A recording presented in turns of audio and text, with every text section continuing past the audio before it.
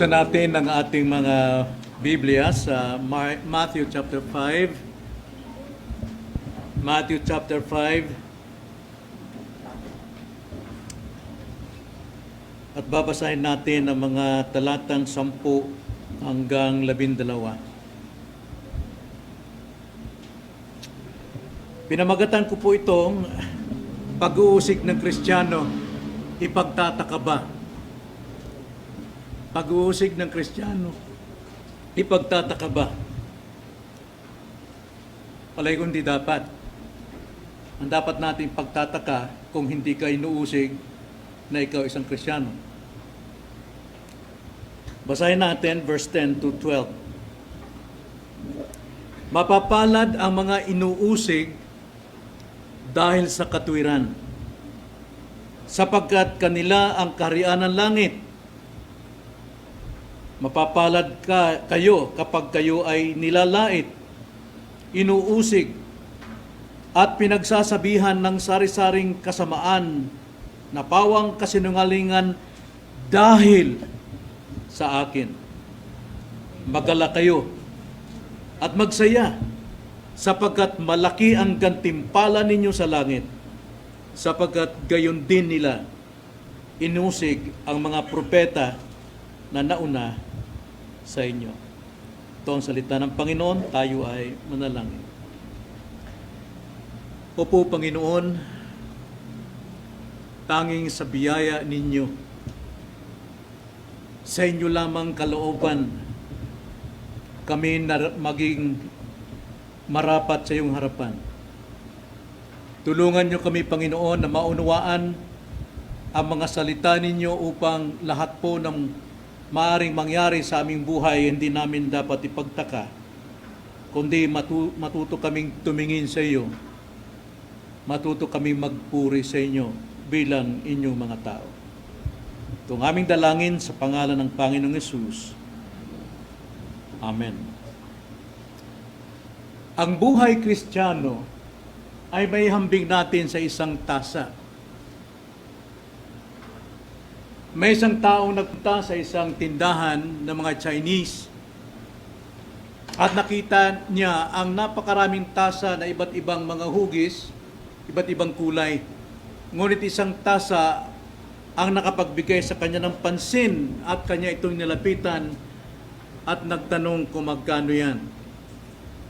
Ang sabi ng may-ari, pasensya ka na, hindi pinagbibili yan dahil sa labis na halaga na hindi kayang bayaran.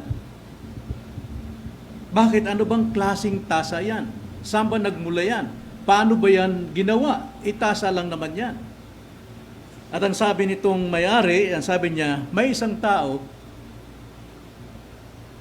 na gustong gumawa ng isang tasa na makapagbibigay sa kanya ng luwalhati at makapaglingkod sa kanya habang buhay.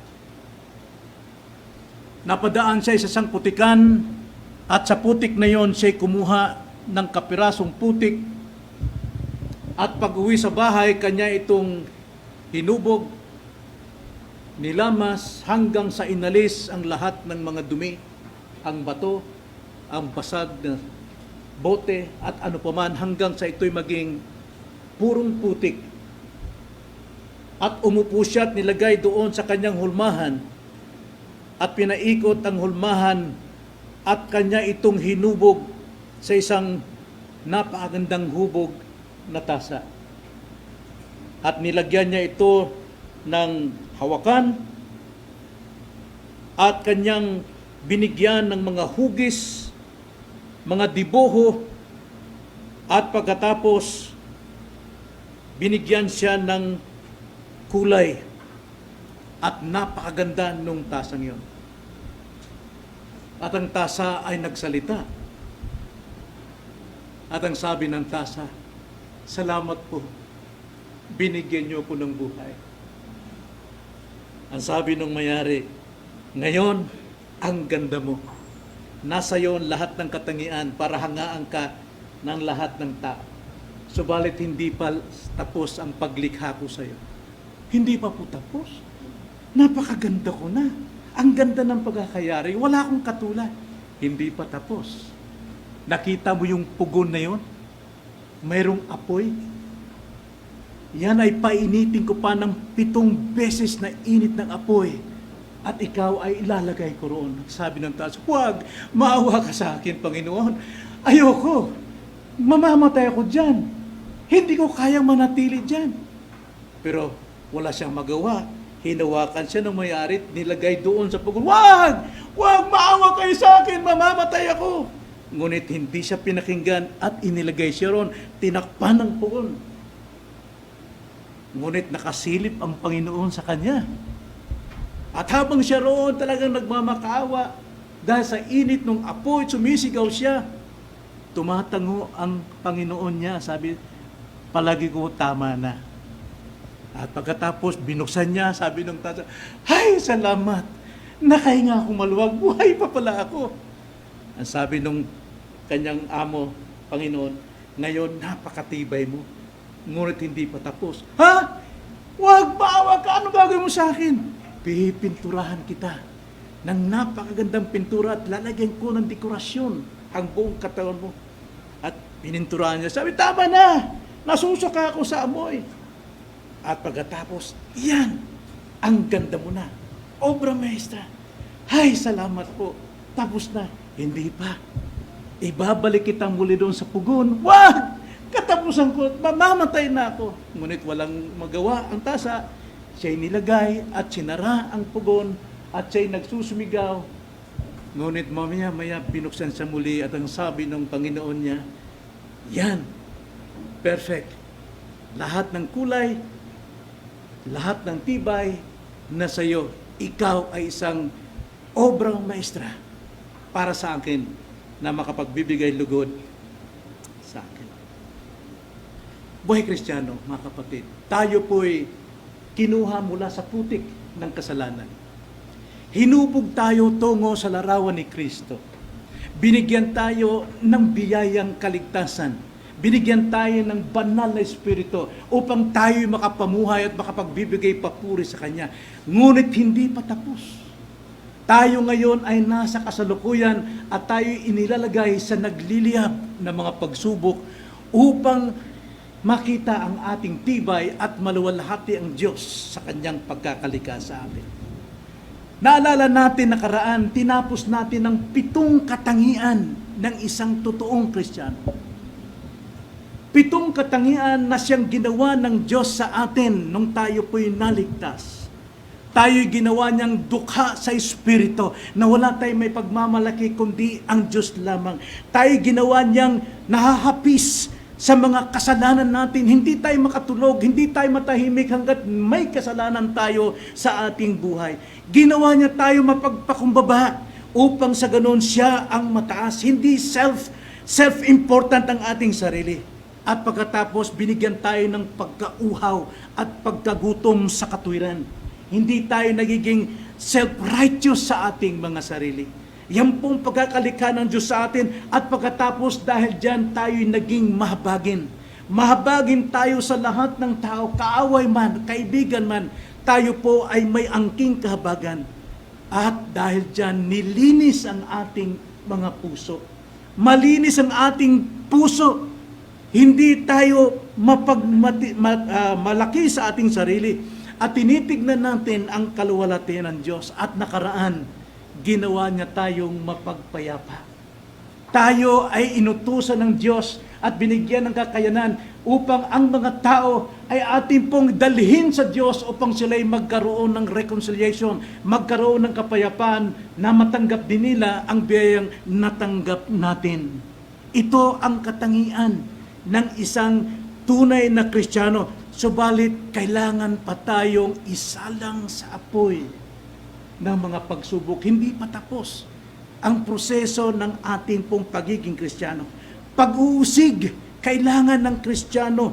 Kailangan wag natin itong ipagtaka kung tayo po'y daranas ng mga sufferings, tribulations, trials, and temptations sa buhay natin. Matatawag ba tayong mapapalad na ngayon? Yes, pero hindi pa ganap na mapapalad.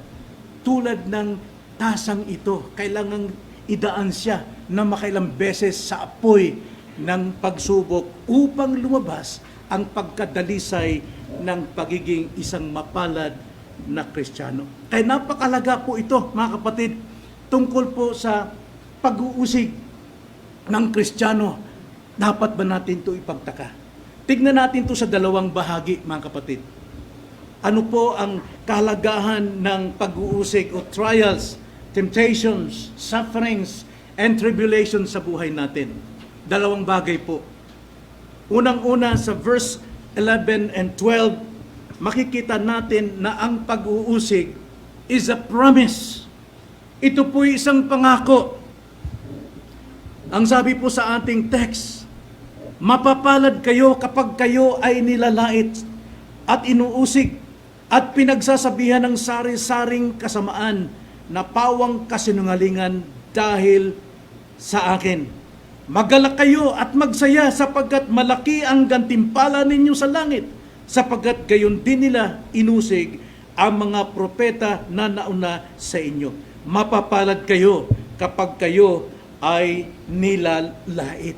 Ang sapo mo dyan, hindi po sinabing kaawa-awa kayo kapag kayo ay nilalait, inuusig, kapag kayo mayroong pagdurusa, mayroong mga pagsubok. Hindi po sinabi, mapapalad kayo.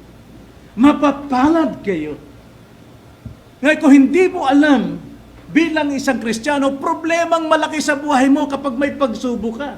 Ayaw mo ng pagsubok. Tulad nung tasa, ayaw niya ng apoy.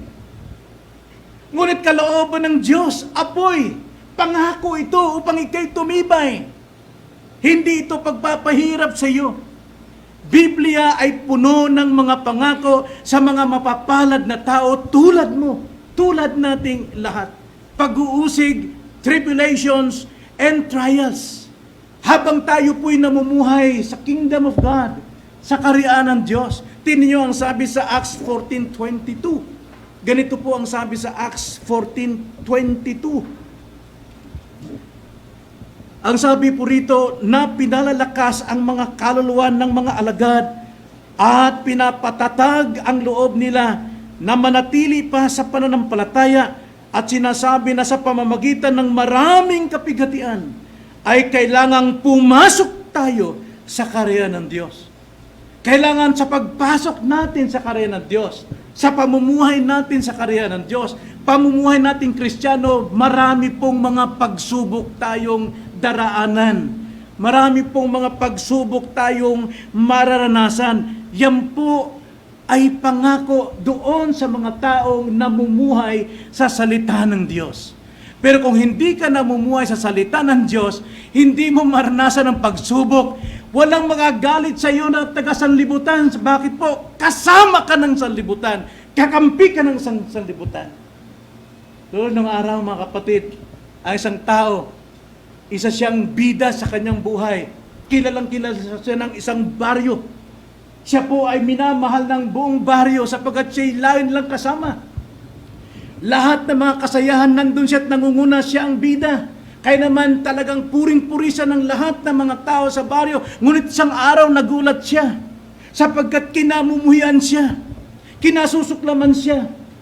Siya po ay nasusuka ang mga tao sa kanya dahil siya po ay pumasok sa Kristyanismo o siya'y naging isang Kristiyano. Hindi na siya magustuhan, hindi siya maibigan, nilalayuan siya at inuusig siya. Kalukuhan, nasisiraan ka ng bait. Wala ka ng kaibigan ngayon. Totoo yan. Kapag ka ikaw'y na kay Kristo at namumuhay ka alang-alang kay Kristo, hindi mo dapat ipagtataka ang mga pag-uusig sa iyo. Ngunit kung hindi ka inuusig, magtaka ka. Magtaka ka kung walang sumasalungat sa iyo, sa iyong pananampalataya, sa iyong paniniwala, sa iyong pagsamba sa Diyos, walang pumupuna sa iyo, magtaka ka. Sapagkat ang totoong Kristiyano, pumapasok po sa maraming kapigatian sa kaharian ng Diyos. Hindi yan katakataka. 1 Thessalonians chapter 3 verse 3, upang ang sino may huwag mabagabag ng mga kapigatiang ito. Sa katunayan, kayo rin ang nakakaalam na itinatalaga kami sa bagay nito. Ang sabi ni Pablo, huwag kayo ipagtaka, sapagkat kami man, tulad ninyo, itinalaga sa mga kapighatiang ito. Kaya nga isang Kristiyano na talagang nandoon sa mabigat na mga pagsubok, huwag nating ipagtaka, bagkus atin silang ipanalangin na sila'y makatayong matatag hanggang sa matapos ang kanilang pagsubok na ito upang sila'y lumabas na isang dalisay. Ang sabi nga ni Jesus Christ, pangako niya, John 16:33, ang mga bagay na ito'y sinasabi ko sa inyo upang sa akin ay magkaroon kayo ng kapayapaan. Sa sanlibutan ay nahaharap kayo sa pag-uusig, ngunit lakasan ninyo ang inyong loob, dinaig ko na ang sanlibutan. Si Kristo na ang unang dumaig ng lahat ng pagsubok na ating masasagupan ngayon. Talo na yan. Talo na yan. Tayo po ay matagumpay na. Gaya nga ng sinabi sa Salmo sa chapter 22, sa susunod na pag-aaral ng mga kalalakihan, na ang mga kapighatian ang siyang magtutulak sa iyo upang ikay manalangin ng buong taimtim, sapagat ang taimtim na panalangin ang siyang nagpapawala ng problema at ang pagluhod ng tuhod ang siyang paraan upang paluin, hagupitin ang kaaway at sila'y magagapit. Mga kapatid, huwag niyo ipagtaka kung kayo ay pinag-uusig. Ipagtaka ninyo kung walang umuusig sa inyo. Kaibigan ka lamang ng sanlibutan. So ano pong masasabi natin dito tungkol sa pangakong ito na pag-uusig? Tignan natin sa dalawang bagay. Una, ang pag-uusig ay pangako sapagkat ito'y katibayan ng biyaya ng Diyos na nasa iyo. Katibayan ito na itaglay mong biyaya ng Diyos. Katibayan itong ipinamumuhay mo ang biyaya ng Diyos. Marahil hindi mo kayang arukin kung gaano kalawak ang biyayang ito, pero napapatunayan sa buhay mo na ikaw nasa biyaya ng Diyos. Tignan niyo ang sabi sa chapter 5 verse 10, ating pagbalik. Ang sabi po, mapapalad ang mga inuusig dahil sa katwiran, sapagkat kanila ang kaharian ng langit. Yan po yung patunay, ikay nasa biyaya ng Diyos. Mapapalad ang mga pinag-uusig. Alam niyo yung pag-uusig, mga kapatid, hindi po yan aksidente. At hindi rin po yan hinahanap. Dumarating yan sa isang Kristiyano. Huwag niyong subukang maghanap kayo ng persecution and trials. Marami pong gumagawa niyan. Tulad namin nung araw, dahil naniniwala tayo ng casting of the spirit of demons, naghahanap kami ng mga inaalihan ng demonyo para palayasin ang demonyong ito. Pero ito pong pag-uusig, hindi po hinahanap. Ito'y dumarating sa bawat Kristiyano. Tingnan niyo ang sabi sa Philippians chapter 1 verse 29. Ganito po ang pagkakasabi. Sapagkat sa inyo'y ipinagkaloob alang-alang kay Kristo, hindi lamang ang manampalataya sa Kanya. Hindi lang daw ang sumampalataya. Meaning to say, ang pananampalataya natin kay Kristo, kaloob ng Diyos. Hindi atin. Kaloob ito. Hindi lamang na ang manampalataya sa Kanya, kundi maging ang magtiis din naman alang-alang sa Kanya. Pati pagtitiis natin, kaloob. Alam niyo po yung salitang ipinagkaloob. Diyan po sa Griego, ang salita pong yan ay charizomai. Charizomai, ang pinaka-root word dyan is charis. Ano ba yung charis? Grace. Di ba? Si charis, grace. Sa makatwid, yung ating pag-uusig, kaloob ng Diyos. Kaya sabi ni Job sa kanyang asawa, anong gusto mo? Tumanggap lamang ng mabubuti at ayaw mong tanggapin ang masasama? So even yung pong masasamang nangyayari sa atin dahil tayo'y Kristiyano, kaloob ng Diyos yan.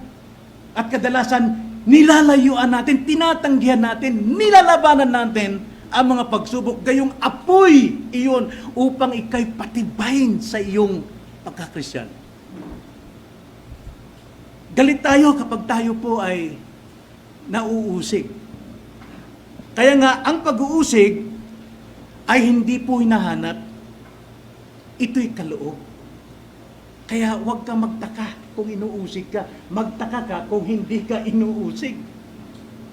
Kapag ang mundo ay nalalatagan ng Kristyanismo, mga kapatid, dunay kumbate, sa Bisaya pa. Dunay kumbate, dunay bugno. Bugno, taliwala sa ngit-ngit o sa kahayag. Mayroong labanan, may digmaan sa pamamagitan ng kadiliman at liwanag. Hindi ka taka-taka. Pero mabigat dito, ang natatalo, yung mga nasa liwanag. Hindi tayo dapat natatalo. Tayo ang dapat magliwanag sa kadiliman sa ating sambayan. Sapagat ang liwanag natin, liwanag ni Kristo. Hindi liwanag ng sanlibutan. So, tanda po ng biyaya ni Kristo nasa atin kapag tayo po'y inuusig. Kaya di dapat ipagtaka na maraming salungatan sa bahay, sa trabaho, at saan mang lugar bilang Kristiyano. At ikalawa, hindi lamang ito pag-uusig ay katibayan ng biyaya, kundi ang pag-uusig, ito'y pagpapala. Sounds redundant, pero pagpapala na may karugtong huwag dapat gumanti. Biyaya itong taglay natin at pagpapala na huwag tayong gumanti sa sino mang umuusig sa atin. Verse 11, ganito ang sabi, mapapalad kayo kapag kayo ay nilalait, inuusig, at pinagsasabihan ng sari-saring kasamaan na pawang kasinungalingan. Take note, pawang kasinungalingan. Marahil nauungkat nila ang iyong nakaraan, na ikaw basagulero, lasinggo, nananakit ng mga tao, pero binabalik lang nila yung gusto nilang ipatama sa iyo. Pero pawang kasinungalingan yan sapagkat ikay ngayon namumuhay sa biyaya. At ikay pinagpapala ng Diyos. Kaya lahat ng paratang sa iyo, pawang kasinungalingan, hindi na yan ang buhay mo ngayon. Noon yun, nung ikaw ay hindi pa niligtas ni Kristo. Kaya, anong dapat? Hindi dapat gumanti. Alam yung salitang ito, mga kapatid, mapapalad kayo kapag kayo'y nilalait. Alam niyo yung praise yung parirala, yung mapapalad kayo kapag kayo'y nilalait. Yan po ay isang salita o termino na participle. Nagpapatuloy. Pero, yan po ay nasa perfect tense. Perfect passive. Ibig sabihin, ganap na nangyari sa iyo. Hindi sa iyong gawa. Passive. Gawa lamang ng Diyos sa iyo. Ang pagiging mapalad, pero ang resulta sa kasalukuyan, nakikita pa rin. Yung tinatawag na perfect passive participle. Yung tense na yan. Mapapalad kayo kapag kayo'y nilalait. Sa simula pa lamang, mapalad ka na. Pero ang resulta, ikaw'y nilalait. Pinagsasabihan ng kasinungalingan. Ang epekto ay nagpapatuloy pa sa kasalukuyan. Kaya huwag natin ipagtaka kapag may sumasalungat sa atin sa ating pananampalataya. Huwag kayong tumungo, oo nga bakit ganun turo sa amin ni Pastor? Oo nga mali yata, no? Kasi hindi conforme sa sanlibutan. Hindi talaga at sasang-ayon sa sanlibutan ang turo ng Diyos sa atin. Laging salungat. Kaya nga, ito po ay isang pagpapala na hindi tayo dapat gumanti. Yun ang dapat nating tandaan. Sapagkat hindi ka taka na simula nung dineclare ka ng Diyos as righteous, pero ang epekto nakikita sa iyong present time. Kaya bagay na laging ipinapahintulot ng Diyos sa atin na tayo'y usigin.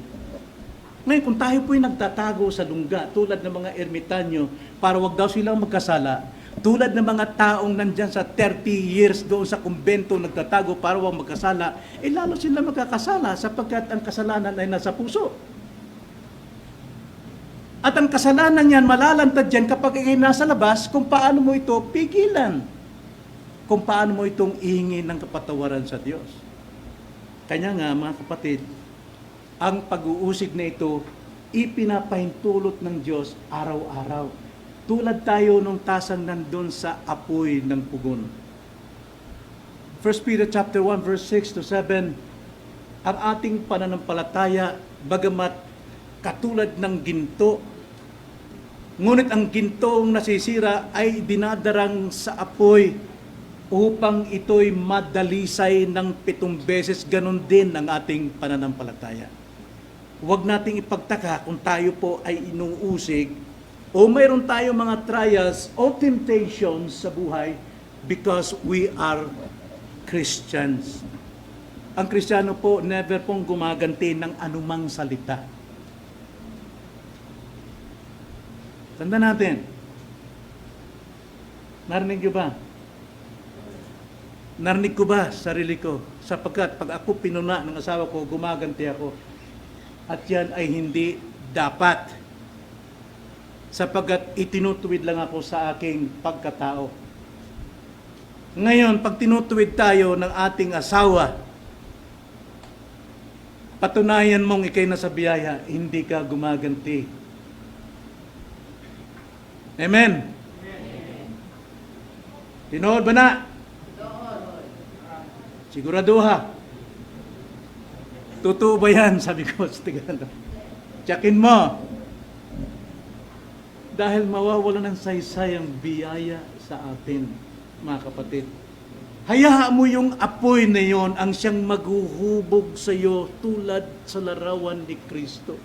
At ako'y nasa prosesong yan, mga kapatid. Patawarin niyo ako kung ako'y nakapagsasalita sa inyo ng hindi nararapat. Pag-uusig ay hindi hinahanap, mga kapatid. Ito ay kaloob ng Diyos.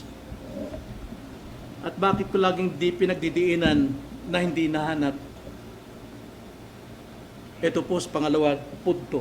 Verse 11 to 12 again, pag-uusig ay natatangi. Yung una, ang pag-uusig ay pangako. Pero ngayon, pag-uusig ay natatangi. Natatangi para sa mga Kristiyano lamang. Capital A, capital A, capital L, capital A, capital M, capital A, capital N, capital G. Lamang. Unique. Para sa Kristiyano lamang. Kaya hindi kailangang hanapin sapagkat ito'y kaloob at ito'y dumarating sa iyo sa araw-araw, ipinahintulot ng Diyos upang ikaw ay dalisayin sa iyong pagiging Kristiyano. Kaya nga, mapalad kayo na pinag-uusig. Itong sa paliwanag ni Pedro, bakit po tayo hindi dapat maghanap ng pag-uusig? 1 Peter chapter 4 verse 14 to 16. Ganitong sabi ni Pedro, kung kayo'y inaalipusta dahil sa pangalan ni Kristo, ay mapapalad kayo. Sapagkat ang Espiritu ng kaluwalhatian at ang Espiritu ng Diyos ay naninirahan sa inyo. 15.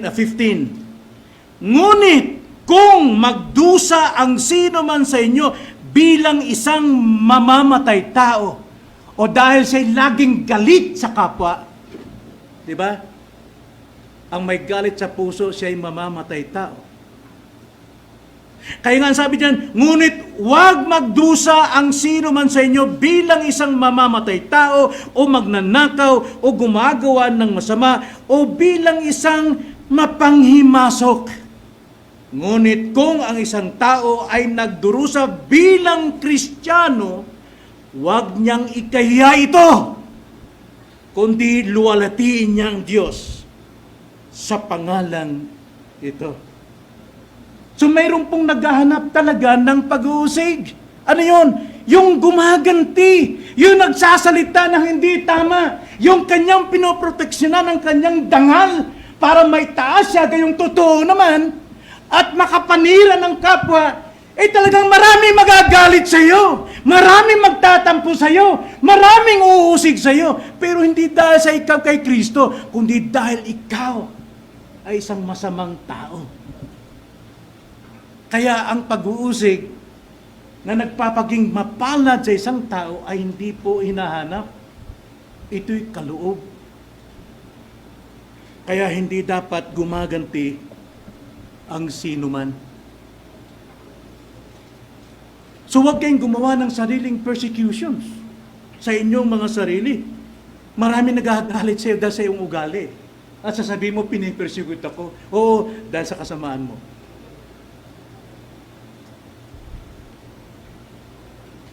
Ang sabi rito sa ating text, mapapalad kayo kapag nilalait kayo. Yung nilalait po dyan, sa English ay insulto. Kapag ini-insulto kayo, tignan natin salitang insulto, ayon dyan sa termino dyan, hindi sa basta word study lang. Insulto rito ay makikita natin sa apat na mukha. Iniinsulto kayo dahil meron kayong bagong pag-ibig. Ikalawa, iniinsulto kayo dahil meron kayong bagong buhay. Ikatlo, iniinsulto kayo dahil meron kayong bagong Panginoon. At pang-apat, iniinsulto kayo dahil meron kayong bagong kagalakan. Ito po'y katangian, natatanging sa Kristiyano lamang ito. Una, iniinsulto kayo, pinagwiwikaan kayo ng pawang masasama, pawang kasinungalingan lamang dahil meron kayong bagong pag-ibig. Iba ng pag-ibig ninyo. Matthew 5:10, mapapalad ang mga inuusig dahil sa katwiran. Dahil sa katwiran. Ang isang Kristiyano umiibig sa katwiran. Hindi sa kamalian, hindi sa kasinungalingan, hindi sa pagkukunwari. Kaya siya tinatawag na mapapalad. At kadalasan siya inuusig. Kasi dati, labis mong iniibig ang sanlibutan. Dati, labis mong iniibig, sinusuyo, lumuluhod kung ano ang dikta ng sanlibutan, kung anong ugali ng sanlibutan, kung paano managot ang sanlibutan, kung paano kumilos ang sanlibutan. Yan ang gustong-gusto mong mahalin. Pero ngayon, iniibig mo na ang katwiran ng Diyos. Iniibig mo na ang kanyang salita.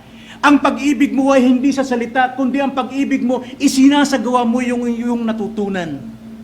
Kaya mapapansin ng maraming tao, hindi ka nila kakampi. Ikaw ay kaaway nila. Kaya ikaw ay iinsultuhin nila. At sasabing, ikaw ay isang hypocrite. Hindi ka ganyan. Kilala kita eh. Kilala kita mula sa iyong pagkabata. Alam kong pamilya mo. Ngayon nagkukunwari ka, ganyan ang buhay mo. Hindi niya alam nang sino mang na kay Kristo ay isang bagong nilalang. Wala na ang dati. At dahil dyan, nagagalit sila, naiinis sila, sapagkat naiinsulto sila sa kanilang buhay dahil hindi sila makaalis doon sa ugaling yun. At ikaw nandyan na, nasa tugatog na ng panibagong-bagong tao. Iba na yung kinauuhawan mo. Dati, kinauuhawan mo yung bahal. Alam niyo bahal? Tuba. Syoktong. Walang inisip kundi, inom tayo, pre. Kinauuhawan yon, yung bidahan, yung sumsuman. Yun ang kinauuhawan, pero ngayon hindi. Ang kinauuhawan mo ay katwiran ng Diyos, kabanalan ng Diyos, salita ng Diyos, gawain ng Diyos, mga kapatid, mga anak ng Diyos. Yun ang kinauuhawan mo ngayon. Yun ang iyong kinagigiliwan. Hindi mo ikinikompromiso yung katotohanan na sa iyo. Ayaw mo itong madungisan. Dahil sa iyong ugali, ayaw mo madungisan. Gusto mo laging nasa kabanalan. bago ng pag-ibig mo. At salamat sa Diyos. Balikan natin muli ang ating nakaraan. Ang dami nating iniibig. Lahat kasalanan, lahat kayabangan, lahat pagkukunwari, lahat kasinungalingan, lahat pagmamalaki. But praise God. Binaguhan tayo ng bagong puso. Kaya marami pong mangiinsulto sa atin dahil hindi na tayo kasabayan nila. Hindi na tayo kapolitiko nito. Kapartido. Ayaw ko ipasok ng partido. Pero yan pong katotohanan. Ikaw ay nasa katuwiran. Ikalawa, hindi lamang ikaw may bagong pag-ibig na nakikita nila, mayroon kang bagong buhay. Yung pag-ibig mo nakikita sa buhay. Matthew 5:11 again. Basahin lang natin, ulinigin natin ang sinasabi ng salita. Bagong buhay. Ang sabi diyan, mapapalad kayo kapag kayo'y nilalait, inuusig at pinagsasabihan ng sari-saring kasamaan na pawang kasinungalingan dahil sa akin. Bakit nangyari daw yon? Dahil kay Jesus. May bagong buhay ka. Mapapalad. Yan ang nakikita nila. Dati, wala ka ring sinasanto na kasamaan. Lahat ginagawa mo rin. Kung kaya nila, kaya ko rin. Pero para sa akin, walang sino mang maaring magbigay sa akin ng pagkalimot sa isipan ko kung gaano ako kasama noon, sapagkat yun ang dahilan para makita kong kabutihan ng Diyos. Kapatid ko yan, Brother Feli, pag ako naglalakad sa kalsada, may nakasalubong kami, ng asawa ko, sa 17. At pag tumingin sa akin yung, kahit gaano pa siya kalaki, pag tumingin sa akin, 3 seconds, pagtingin niya, pitik agad sigarilyo sa mukha niya. Yun ang gustong-gusto ko eh. Yung mapaaway, yung... Pero salamat sa Diyos dahil lahat ito ginawa ni Kristo. Kaya naman, bilang ganti, ano mang insulto ang ibigay sa iyo, tumalikod ka na lang. Ano mang panlalait, ano mang pawang kasinungalingan, ibalik man nila yung kahapon, mag-praise God ka sapagkat dahil doon, hinangaw ka ng Diyos, doon ka hinangaw ng Diyos. Pero never retaliate. Huwag kang mag-revenge sa kanila, kundi magpasalamat sa Panginoon kapag ikay nilalait. Ganon din naman si Christ, di ba? Si Christ tinawag siyang may demonyo eh. Kaya sabi ng Panginoon, ang isang estudyante hindi maaring lumakpas sa guro, maaari siyang pumantay. Kung paano siyang nilalait, ganon din naman kayo, lalaitin din kayo dahil sa akin. Ang masakit po kung tayo po ang siyang nang iinsulto sa iba. Kapag tayo nag-iinsulto, nagagawa ba natin yan? Maganda hangarin sa atin ng tao, ibabalik mo ng insulto. Anong pakialam mo sa buhay ko? Ikaw ba nagpapakain ng mga anak ko? Ikaw ba nagpapakain ng... di ba? Ganon. Tinutuwid ka. Yeah? Alam bakit? Kaya tayo nakakatanggap ng insulto rin sa iba. Gusto natin. Dahil masyado tayong mayabang. Gusto natin pakita, alam natin lahat. Kaya pagka ikay pinagsabihan, mga ngatwiran ka na lahat ng pangatwiran. At iyan hindi po tama. Dahil kay Kristo, hindi dapat ito mangyari. Anong dapat gawin? Tigilan mo na. Please. Tigilan mo na. Maring hindi bigla, pero gawin natin ang lahat na magagawa natin, na matigilan natin ang ating lumang ugali. Nandiyan pa yan eh. Matthew 7, ang sabi ni Paul, yung gusto kong gawin, sana. Hindi ko magawa. Yung ayaw kong gawin, siya kong ginagawa. Bakit? Mayroong panibagong batas sa loob ko. Yun ay yung kasalanan, the remaining sin. Pero ang remaining sin natin, hindi dapat tayo ang makontrol, kundi ito dapat tayo ang magkontrol. Kaya nga mayroon tayong sanctification eh. Mayroon tayong kabahagi sa ating kabanalan. Progressive sanctification. Tigilan natin. Ikatlo, tayo po ay makikitaan ng bago. Kaya tayo ay natatanging mga tao dahil mayroon tayong bagong buhay, pag-ibig, bagong buhay, bagong Panginoon. Ang sabi po sa 11, mapapalad kayo kapag kayo ay nilalait, inuusig, pinagsasabihan ng sari-saring kasamaan ng pawang kasinungalingan dahil sa akin. Dahil kay Kristo na ating Panginoon. Gusto nating maglingkod sa Kanya. Gusto nating maluwalhati siya sa ating mga buhay. Ang sinabi po rito mga kapatid, sa Beatitudes na ating pinag-aralan, walang sinasabi na inuusig ka dahil sa kulay mo. Ang sabi ng Panginoon dito, kayo'y pinagsasabihan ng kasinungalingan, nilalait, ininsulto dahil sa akin. Yun ang dapat natin tignan.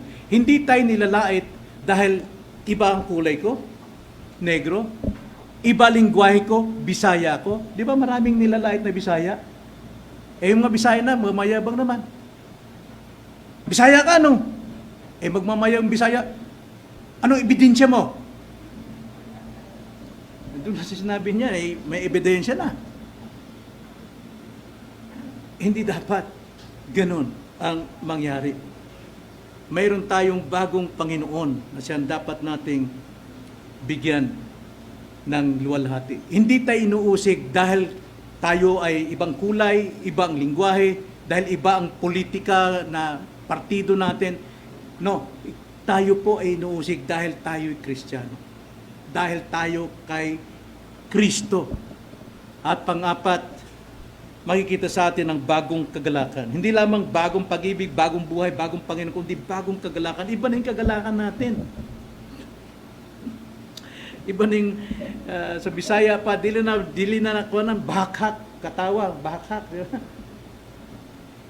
Kundi iba na yung kagalakan natin ay sa Panginoon. Verse 12, ang sabi, magala kayo. Hindi sinasabing malungkot kayo o bawal ang magalak, kundi magalak kayo, utos yan. At sinong inutusan niya? Context, mga mapapalad. Sino mapapalad? Kristiyano.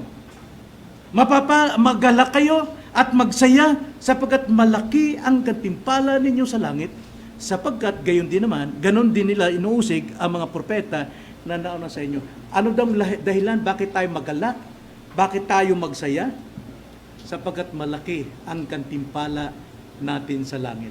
Ang ating pong kagalakan wala sa lupa. Bagamat, dapat tayo magalak kung makatanggap tayo ng blessing. Dahil alam natin, kapahintulutan ng Diyos yan sa puso ng bawat tao. Pero ang ating pong kagalakan hindi batay sa mundong ito, kundi dahil mayroon tayong nakatago ron. At ang Diyos ang siyang nagbabantay nito. Walang sino mang makakaagaw sa gantimpalang yun, ang langit nasa atin. Kaya magalak kayo. Iba yung kagalakan natin kaysa sa kagalakan ng mundo, mga kapatid. At ang sabi pa dyan, magpakasaya kayo. Ang sabi sa Lucas 6:33, lumundag kayo sa galak. Ibang klase ito, mga kapatid. Siguro pagka kayo ay tumataya ng loto, hindi ko sinasabing tumaya kayong loto, ha? Nasa inyo yun. Dapat makita sa atin pagiging Kristiyano na ang Diyos lang ang makapagbibigay sa atin ng tamang kailangan natin. Kung halimbawa tumayo kayong loto, at 2 taon nang walang nananalo, gano'n nakalaki yung premyo? Di ba, noon dati may inabot na ng 800,000? Kung 2 taon nang walang nananalo, araw-araw yata may nananalo eh. Gaano na yan? Baka bilyon, trilyon na. Palay ko naman siguro, pagka nabalitaan yung kayo yung tumama, nandun kay sagdanan, palay ko lulukso kayo. Ang tingin nyo ron sa taas ng patag dahil sa katuwaan. Higit pa dyan ang dapat nating kagalakan. Sapagkat ang kagalakan natin kailanman hindi mawawala. hindi maglalaho, hindi kukupas ang kagalakan natin. Kaya sabi ng Panginoon, maggalak kayo, masaya kayo, exalt, lumundag kayo sa tuwa. Bakit po? Dalawang bagay. Bakit kailangan tayo lumundag? Why? Sapagkat ang pag-uusig po, dahil kay Kristo, ito'y katiyakan ng ating pananampalataya. Persecution for Christ brings assurance of faith. Ito yung nagpapatibay ng ating pananampalataya. Ang sabi nga sa ating binasa kanina sa 1 Peter chapter 4 verse 12, ang sabi po ni Pedro, mga minamahal, huwag kayong magtaka tungkol sa mahigpit na pagsubok na dumarating sa inyo upang kayo subukin na waring may isang katakatakang bagay na nangyari sa inyo, kundi kayo'y magalak, yamang kayo'y makikibahagi sa mga pagdurusan ni Kristo upang kayo man ay matuwa at sumigaw sa galak kapag ang kaluwalhatian niya ay nahayag na. Yan yung blessed hope natin pagdating ng ating Panginoon. So assurance po ng ating faith yan kapag tayo po ay pag-uusig. At ikalawa, ito po yung nagbibigay sa atin ng reward in heaven. Reward sa langit na ating tatanggapin. Kaya nga mga kapatid, unang dahilan ng reward sa langit, Romans 8:18, itinuturing ko, sabi ni Pablo, itinuturing ko na ang pagtitiis sa panahong kasalukuyan ay hindi karapat-dapat may hambing sa kaluwalhatiang mahayag sa atin. Yung ating pagdurusa ngayon, kahit si Sister Eileen, nagdurusa. Hindi man natin naramdaman ang kanyang naramdaman, pero makikita natin sa kanyang katauhan. Kung makita nyo lang yung kanyang turok dito. Pero sabi po ng banal na kasulatan si Irene, yung iyong pagtitiis ngayon sa kasalukuyan, hindi karapat-dapat may hambing sa kaluwalhatiang mahayag sa atin. Kaya nga sabi, Revelations 2:10, be faithful unto the end. Be faithful unto the end. Manatili tayong tapat hanggang wakas. At ikalawang dahilan, mga kapatid, 2 Corinthians 4 verse 17, ganito ang sabi, sapagkat inihahanda tayo nitong magaan at panandaliang kapigatian para sa walang hanggan at di masukat na kaluwalhatian. Lahat ng pains, sufferings, trials, persecution natin, isang magaang na bagay lamang ito kumpara sa kaluwalhatiang matatanggap natin sa kanyang karya. Tulad ni Pastor Boy, hindi ko alam kung ilang buwan siya nag-suffer doon sa kanyang sakit sa esophagus. Namayat siya. Pero ngayon, hindi may kumpara yung kaluwalhatiang naraman niya ngayon. Pagdilat ng mata niya, makikita niyang mukha ni Kristo. At ang puso niya, lulundag sa kagalakan dahil nakita ang mukha ng Panginoon. Mga kapatid, paalala, bago tayo magtapos. Pagdating po sa pag-uusig bilang Kristiyano, at darating to sa atin sapagkat ito'y pinagkaloob sa atin at ipinapahintulot ng Diyos sa buhay natin. Tandaan lang natin, tanim natin sa ating puso, huwag itong baliwalain. Huwag itong baliwalain. Sige, hayaan mo dyan. Bahala siya, matatapos din. No. Bisyo na lumalog ka sa pagtitiwala sa Diyos. Kapag may pag-uusig, anong dapat gawin? Lumuhod, manalangin, humingi ng lakas. Sapagkat ang pagluhod ng tuhod siyang paraan ng Diyos upang latiguhin ang ating kaaway. Huwag natin itong baliwalain at higit sa lahat, huwag natin itong masamain. Sapagkat pagka minamasamaan natin ang pag-uusig sa atin, tayo mismo naghahanap ng pag-uusig na walang kabuluhan. Dapat nating tanggapin, Lord, salamat po. Sana lumago ang pagtitiwala ko, self-control ko sa aking sarili. At pangalawa, huwag tayong maging katitisuran. Kapag tayo po ay nakikitaan ng mali at tayo po ay pinapayuhan, tinutuwid, sana hindi maging dahilan para tayo'y katitisuran ng iba dahil sa masama nating asal. Tanggapin natin. Ang Diyos ay gumagamit ng iba't ibang kasangkapan upang tayo po ay mapapakinis. Tulad ng isang gawang eskultor, para mahulma kung bulaklak man o paro-paro man ang ginagawa niya, napakaraming instrumento, may pait, may katam, may lagari, may is-is. Lahat yan gagamitin ng Diyos para tayo kuminis. Ito'y tulad ng apoy. So, huwag tayong maging katitisuran ng mga unbelievers. Mga unbelievers. At higit sa lahat, alalahan natin sa araw-araw, nawa makita sa atin ang totoong pagbabago. Totoong pagbabago, gaya ng ginawa ni Kristo sa atin, na hindi na makikita sa atin yung mga nakaraan, kundi ang makikita sa atin ay pawang bago at matuto silang magpurit lumuluhati sa Diyos mo. Tayo po'y manalangin. Opo, Panginoon, naunawaan namin, Lord, ang isang pagpapala, isang kaloob ninyo ang pag-uusig, trials, tribulations, anumang pasakit na amin dinadanas upang kami hubugin sa nais ninyong pagkahubog. Nawa maging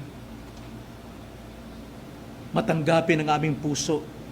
Gawan nyo kami ng bagong puso, Panginoon, na handang tumanggap. At huwag naming isipin ng mabigat na mga pagsubok sa buhay. Lagi namin itong ihambing sa kaluwalhatiang naghihintay sa amin, sa iyong karian, upang aming matiis, aming maisabuhay, na may pagtitiis at pagtsatsaga at may kabanalan ang aming mga kahirapan sa buhay na ito. Ito ang aming dalangin sa pangalan ng Panginoong Hesus. Amen.